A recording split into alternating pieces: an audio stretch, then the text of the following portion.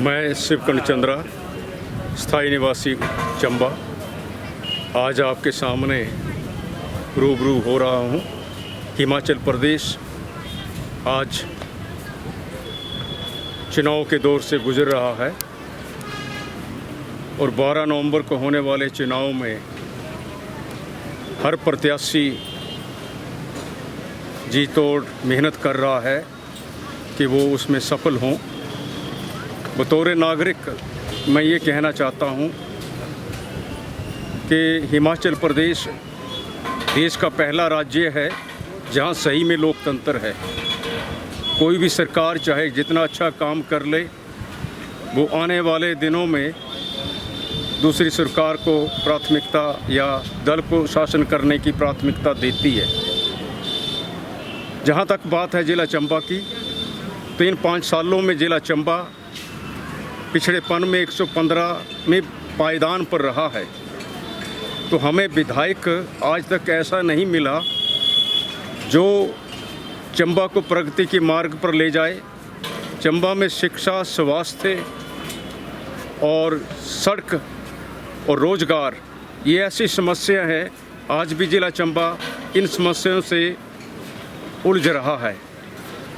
हम चाहते हैं कि इस चुनाव में जनता उस विधायक को ये मौका दे जो ज़िला चंबा रियासत काल में स्मार्ट सिटी था, हर प्रकार की सब सुविधाएं यहाँ थी। उसी प्रकार यहाँ भी शिक्षा के क्षेत्र में कोई यूनिवर्सिटी आए।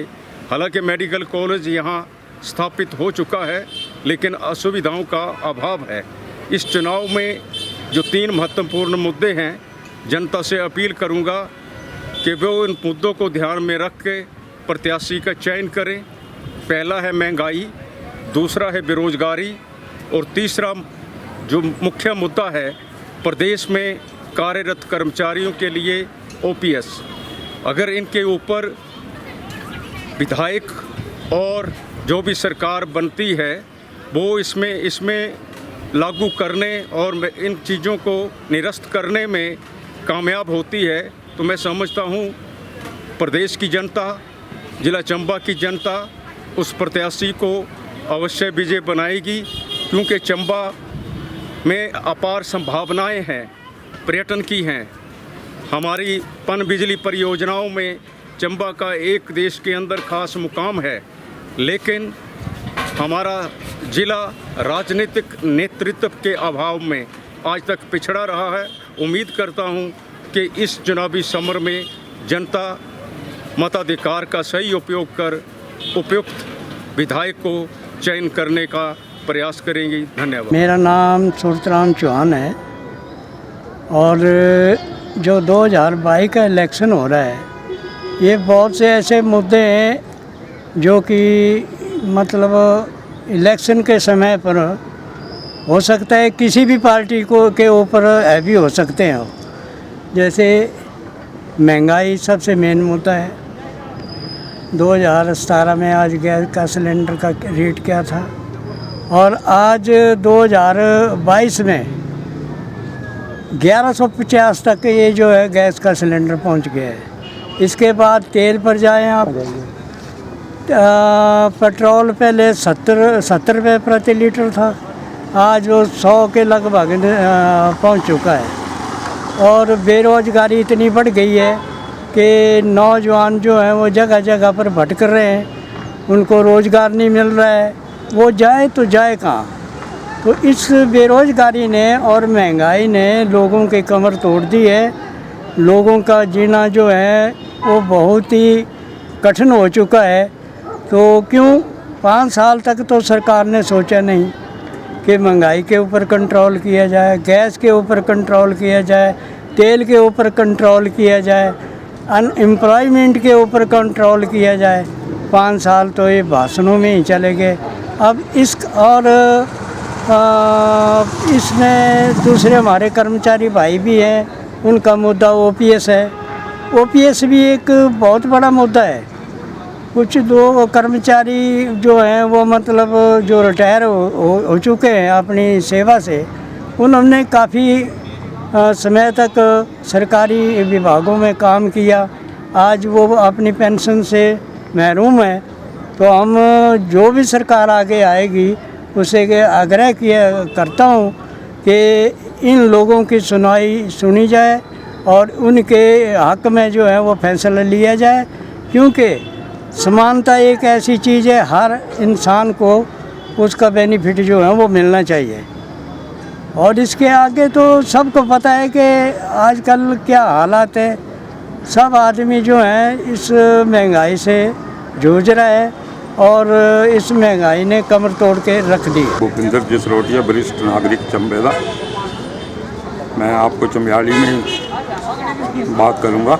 तो देखो गल ही है जे हमारे चंबे विच बड़ी सारी जड़ी असुविधाहीन से झेलना पिया करदी ने लोकां जो, जियां तुसी देखो चंबे विच हस्पताल विच डॉक्टर नहीं से पिछले कई साल का ये समस्या चला करती है। तो असी ये दिखना जे जड़ा हमारा नुमाइंदा आए वो सारे का पहले इस समस्या का हल करे कि चंबे विच पूरे डॉक्टर हुन गायनी दे भी, सर्जरी दे भी, ऑर्थो दे भी। वो जड़ा आश्वासन देंगे असो सांसद उसी असाने वोट करना। नंबर 2 हमारी सड़क की व्यवस्था जड़ी है, बाकी सारे जड़े NH कंप्लीट हो गए तो इतने सिर्फ आश्वासन ही मिलते, अद्धे अधूरे काम होया करते हैं। तो से सड़क भी पूरे तरीके कने बनते। दूसरा एक तीसरी गल मेरी ये है जे हमारा सारे का बड़ा मुद्दा मैं तो समझदा जे जड़े 5 ही विधान सभा दे कंस्टिट्यूएंसी दे MLA बनने सिना सारे जो चाहिए कि एक मुद्दे जो लेके जी सारे ही कोई जान से है मंगले का तो चौड़ी की सुरंग। अगर से सुरंग मंगले का चौड़ी जो बन जाती है तो हमारा पठानकोट का रन जड़ा 2 घंटे का 1.5 घंटे का रह जाना। तो कने शिमले टांडा चंडीगढ़ जो जाने जो भी जड़े लोग जो असुविधा हो जानी, जड़े मरीज इतने टांडे जो जाते से देखो महाराज कई तो अद्धे रस्ते ही मरी जाते। तो ये सारे का बड़ी समस्या है। तिना तो मीरदारा जो भी मुश्किल होंगी जाने जो ते इतना खर्चा भी नहीं होंदा। तिना गरीब लोगों का हमारा चंबा तो जो पता है पिछड़ा घोषित है। तो इस वास्ते इसी अगर ये सुरंग बनती है तो बड़ी बड़ी एक सुविधा होनी। तो जड़ा MLA ये आश्वासन देंगा जे हमारे इतने सुरंग बनागा तो इस भी असाने ये भी वोट देने करें हमारे शिक्षा ते बिजली पानी का भी पूरा ध्यान रखे। तो मेरी इतनी करी गलबात है। धन्यवाद तुम्हारा। जय हिंद, जय चंबा, जय हिमाचल। हिमाचल में अमूमन जो देखा जाता है वो जो हर बार जो होता है कि पार्टियां चेंज होती हैं, तो हम कह सकते हैं कि इस बार दोनों ही पार्टियां जो है अपने आप कामों को बताने के लिए होगी कि जो विपक्ष होगा वो अपनी तरफ बताएगा कि क्या कौन से काम नहीं हुए हैं, और जहाँ पे जो पक्षी दल है वो भी अपनी तरफ से बताएगा कि उन्होंने 5 साल में क्या उपलब्धि की है। पर हम अगर जिला चंबा की बात की जाए तो पहली बार काफ़ी लंबे अरसे के बाद हमें कह सकते हैं कि मौजूदा समय में त्रिकोणीय मुकाबला देखने को मिल रहा है। अभी कुछ कहना जल्दबाजी होगी क्योंकि कल तक का दिन है जब लोग नामांकन वापस भी ले सकते हैं। पर आगे अगर प्रेजेंट सिचुएशन भी देखी जाए तो जहाँ पे पवन नैयर जी पिछले 5 सालों से कार्य कर रहे हैं वो भी लोगों के सामने बहुत बेहतरीन कार्य किया है, और नीरज नैयर जी जो यहाँ के मौजूदा जो इन्होंने नामांकन भरा है अभी उनकी भी लोगों के बीच में बहुत ज़्यादा अभी तक प्रेजेंट अगर देखा जाए तो लोगों के बीच में उनके प्रति भी काफ़ी ज़्यादा विश्वास है। और जहाँ बात की जाए इंदिरा जी के वहाँ पे थोड़ा सा इस लोगों के बीच में एक ये भी जा रहा है कि भाई गांव से लोगों का जो टिकट कटा है उसको लेके भी लोग उनके प्रति रोष है और लोग उनके प्रति भी थोड़ा सा कि हम सिंपैथी लेके चले हुए हैं। तो हम कह सकते हैं इस वक्त त्रिकोणीय मुकाबला हमें देखने को मिल सकता है अगर इंदिरा कपूर जी ना बैठे तो। और रही मुद्दों की बात तो हम चंबा की देखा जाए तो हमेशा ही अनदेखी हुई है। 12 के 12 जिलों की बात की जाए तो सबसे कम विकास अगर देखने को मिलता है तो चंबा में ही देखने को मिलता है। चाहे जितनी भी बड़ी बातें कर ले चंबा में, पर आज की चाहे शिक्षा की बात की जाए, चाहे स्वास्थ्य की बात की जाए या किसी भी क्षेत्र में बात की जाए तो चंबा जो है वो आज के समय में पिछड़ा जिला है। घोषणाएं तो बहुत होती भी आई हैं, चाहे वो कांग्रेस की सरकार हो चाहे भाजपा की सरकार हो, पर धरातल में आज दिन तक कोई भी इतना अच्छा कार्य अभी तक देखने को नहीं मिला। तो अमूमन हम यही कहेंगे कि जिसकी भी सरकार आने वाले समय में बनती है, जो भी विधायक चंबा से चुन के आता है, वो चंबा के उन लोगों को सबसे पहले प्राथमिकता दे जिसकी वो सबसे ज़्यादा दूर है, ना कि कुछ चंद ठेकेदारों तक ही सीमित रहे। देखिए जी, ये तो हम कह सकते हैं, महंगाई जब कांग्रेस के समय था तब भाजपा वाले इसके लिए बोलते थे कि महंगाई, और आज जब भाजपा का समय तो कांग्रेस वाले इस चीज़ को महंगाई तो ये जब से हम छोटे से हैं और जब से आज दिन तक जब से हम वोटिंग कर रहे हैं तब से ये हर बार का एक मुद्दा है और आने वाले समय में भी रहने वाला है। तो हम कह सकते हैं महंगाई एक मुद्दा ज़रूर है, पर इसके साथ साथ अगर महंगाई के साथ सबसे मुख्य ज़्यादा मुद्दा है वो बेरोज़गारी का हम कह सकते हैं कि पढ़ा लिखा जो बच्चा है वो चाहे इतनी बड़ी बड़ी डिग्रियां करने के बाद भी उसके पास रोज़गार नहीं है, वो सबसे बड़े एक चिंता का विषय। और चिंता की विषय सबसे बड़ी बात भी है कि डिग्रियां होने के बाद भी जो काम मिल रहे हैं वो उन्हीं लोगों को मिलते हैं जिनके पीछे सिफारिश होती है। तो क्या आज एक बहुत बड़ा प्रश्न चिन्ह उन पर भी लगता है कि शिक्षा ज़रूरी है या सिफारिश ज़रूरी है, ये भी एक बहुत बड़ा प्रश्न आज के समय में भी है। तो मैं ये भी कहना चाहूँगा कि कोई भी दल आगे आता है पर उसको किसी व्यक्ति विशेष को ना देख के एक सभी अपने चंबा के लोग हैं, किसी एक ये नहीं सोचना चाहिए कि एक चंबा का इसने मुझे वोट किया या नहीं किया, पर ये मैटर करता है कि यार वो उसको सही मायने में उसको ज़रूरत है या नहीं है नौकरी की, और क्या वो उसके लिए एलिजिबल है कि नहीं, ये ज़्यादा मायने रखती है चीज़ें। तो मैं कहूँगा सबसे पहली जो चीज़ है वो रोज़गार मुहैया करवाया जाए, क्योंकि रोज़गार होंगे तो इंसान खर्चने के लायक भी बनता है। महंगाई है या सस्ता है सामान, पर अगर बंदे की जेब में पैसा ही नहीं है तो वो खरीदेगा कहाँ से। तो रोज़गार जो है वो एक मुख्य मुद्दा रहने वाला है। चाहे वो रोज़गार के साधन यहाँ पे बहुत सारे उत्पन्न किए जा सकते हैं। आज बहुत सी चीज़ें हैं जो चंबा, आज भी हम चंबा के लोग आपस में ही लड़ते रहते हैं, पर बहुत सी ऐसी चीज़ें हैं जो बाहर के लोग आके आज यहाँ पे खुदा काम कर रहे हैं। चाहे वो मेडिकल कॉलेज में बात किया जाए तो आधे से ज़्यादा स्टाफ बाहर से होता है, चाहे बड़े बड़े प्रोजेक्ट्स है उसमें भी बाहर के लोग आके चंबा में काम कर रहे हैं। तो मेरी प्राथमिकता यही रहेगी कि लोकल लोगों को सबसे पहले जहाँ पे एडजस्ट किया जाए वो करना चाहिए। इसमें ये नहीं देखना चाहिए कि इसने मुझे वोट किया नहीं किया। सबसे पहले हम चंबा के लोग हैं, यहाँ के लोग आगे बढ़ेंगे तभी हम सबका विकास हो सकता है इस चीज़ में। आप सिर्फ चंबा की बात कर रहे हैं कि पूरे चंबा जिले की बात कर रहे हैं? नहीं, चंबा जिले देखो सातों की सातों तहसीलें और पांचों के पांचों विधानसभा का यही हाल है। अब जहाँ पे चाहे जिस मर्जी क्षेत्र की बात की जाए, हम किसी पर्टिकुलर ऐसा नहीं कि यहाँ पे का नेताओं ने काम नहीं किया। अपने अपने स्तर में सब नेताओं ने बहुत बेहतरीन कार्य किया हुआ है। चाहे चंबा के बटियात की बात की जाए, चाहे चुराह की बात की जाए, चाहे चंबा की बात की जाए, चाहे ढलूजी की बात की जाए, भरमौर की बात की जाए, पर लोगों की उम्मीदें भी ज़्यादा होती है और उम्मीदें होनी भी चाहिए, क्योंकि लोग इनको चुन के भेजते हैं। तो इन्हीं से एक उम्मीद रहती है। बहुत कुछ निर्भर करता है कि किस तरह से आने वाले समय में काम करते हैं। इस बार तो बहुत सारे परिवर्तन भी देखने को मिला है।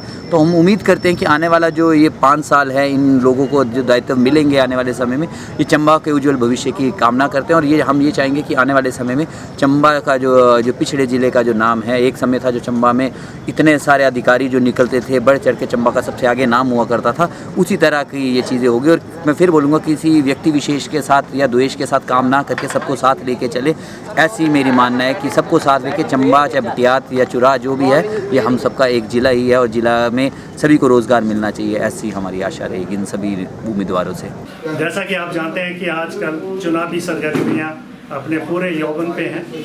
हर पार्टी का उम्मीदवार अपने पक्ष में वोट जुटाने के लिए जी तोड़ कोशिश कर रहा है। तो एक आम नागरिक होने के नाते, चंबा शहर का नागरिक होने के नाते, हमारी आने वाले भावी जो विधायक होंगे उनसे ये अपेक्षाएं हैं कि चंबा के सुधार के लिए विशेष प्रयास की आवश्यकता है। अगर आप देखें, जैसा कि कहा जाता है कि हिमाचल प्रदेश में डबल इंजन की सरकार है और केंद्र में भी 2014 से भारतीय जनता पार्टी की सरकार कार्य कर रही है और 14 से लेकर अगर देखें तो 8 साल से ये कार्य किए जा रहे हैं।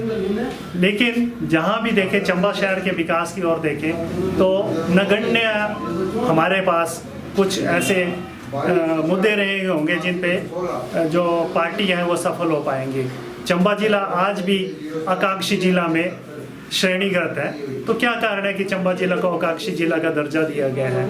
अगर आप प्रोजेक्ट की बात करें तो NHPC का जो उद्गम है वो चंबा से 1974 में हुआ था, जब बैरासियोल प्रोजेक्ट यहाँ पर बनाया गया था।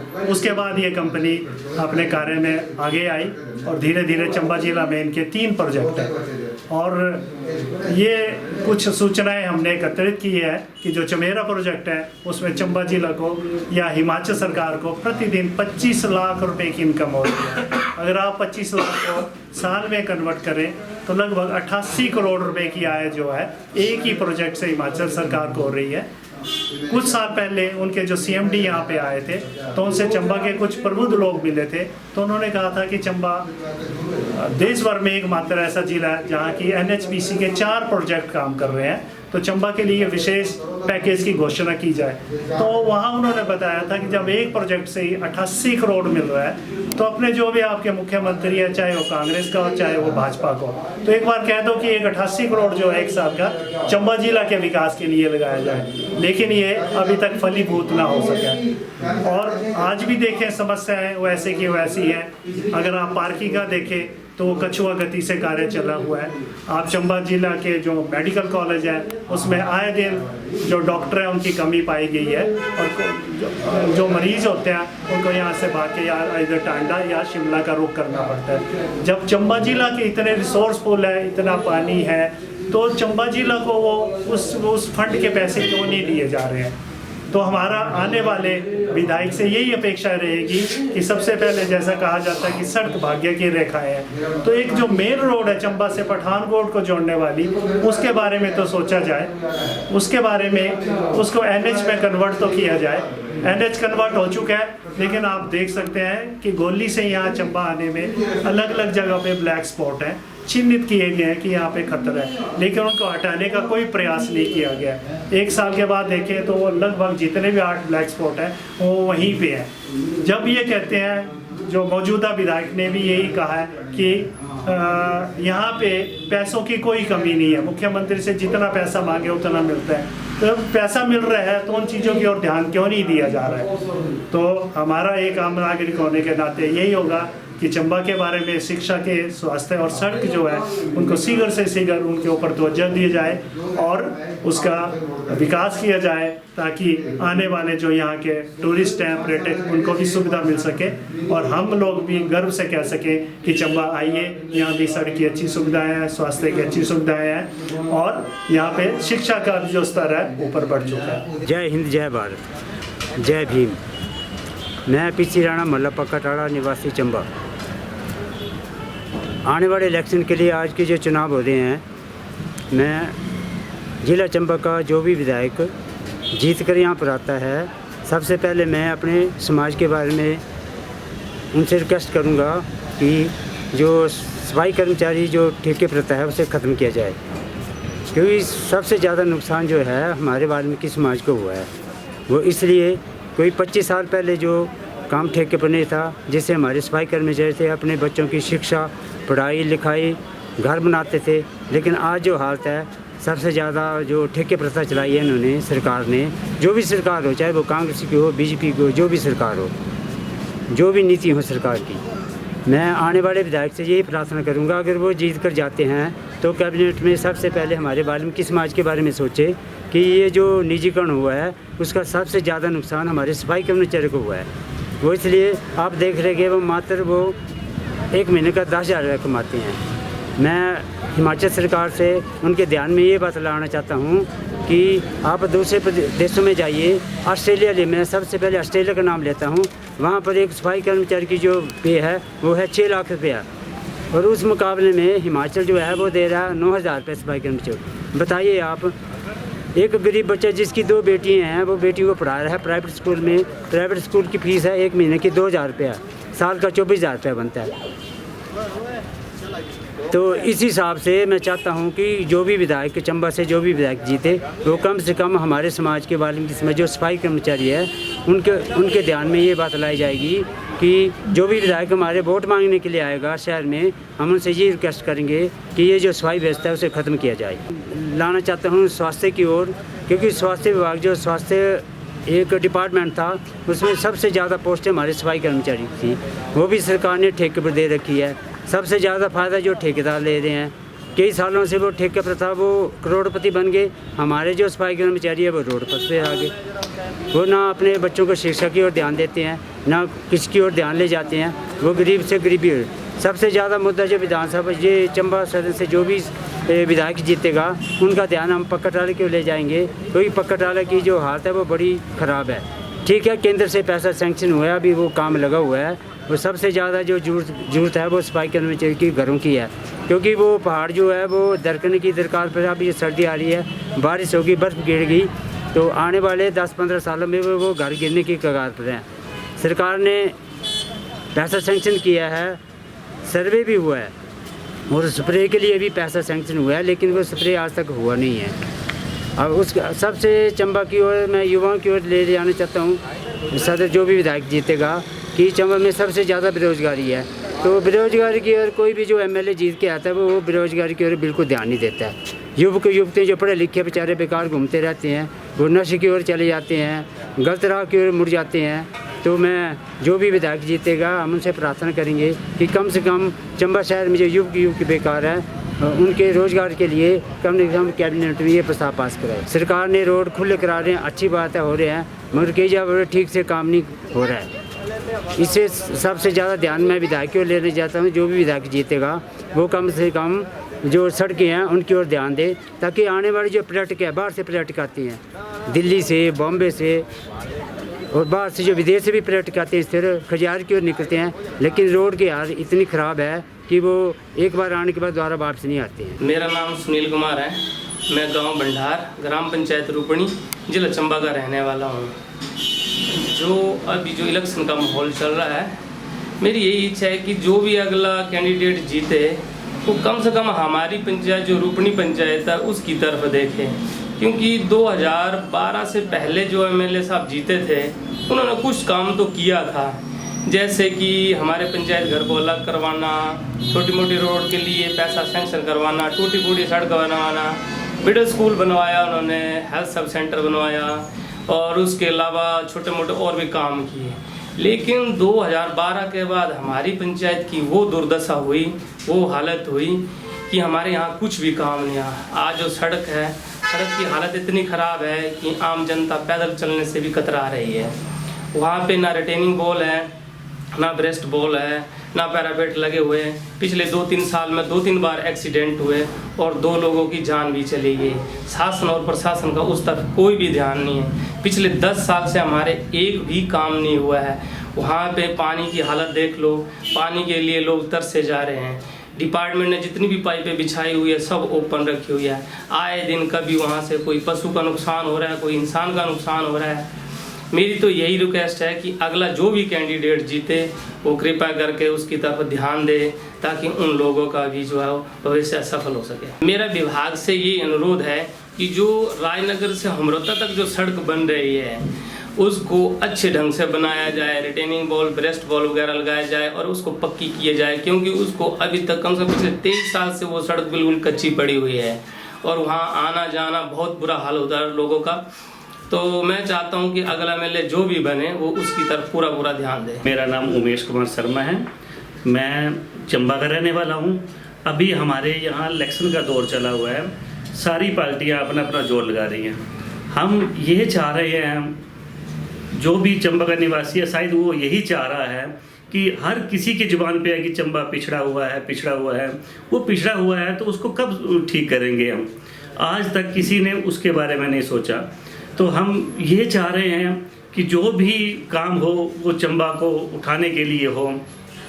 जैसे कि मेडिकल सुविधा है, आज ये मेडिकल कॉलेज बन गया हुआ है, पर वो नाम का ही मेडिकल कॉलेज बना हुआ है। आप जाओ किसी भी डिपार्टमेंट में, कोई भी डॉक्टर जो है वो नहीं है, क्योंकि जो भी जैसे भी जो केस जाता है हॉस्पिटल में वो रेफ़र हो जाता है। एक छोटा केस भी रेफ़र कर देते हैं, जाओ जी टांडा जाओ, शिमला जाओ। पर क्यों जाओ? अगर वैसे ही रखना था तो वो जनरल हॉस्पिटल ही बढ़िया था, उसको मेडिकल का दर्जा क्यों दिया गया? तो अब दूसरी तरफ से देखें तो हमारा चंबा पठानकोट का जो है रोड वो सिर्फ 120 किलोमीटर है, बोलने के लिए 120 किलोमीटर है। अगर किसी को बोले हम कि चंबा से पठानकोट की दूरी जो है वो 120 किलोमीटर है, आप आइए। अब हम जैसे बाहर देखते हैं तो 120 किलोमीटर की दूरी जो है वो 1-2 घंटे में पूरी हो जाती है, और हमारे चंबा में वो 3-4 घंटे लग जाते हैं। कोई भी टूरिस्ट चंबा में आना नहीं चाहता। तो फिर वो हर बार जब भी इलेक्शन आते हैं हमारा चंबा पिछड़ा हुआ है, इसको हम ठीक करेंगे, इसका हम सुधार करेंगे।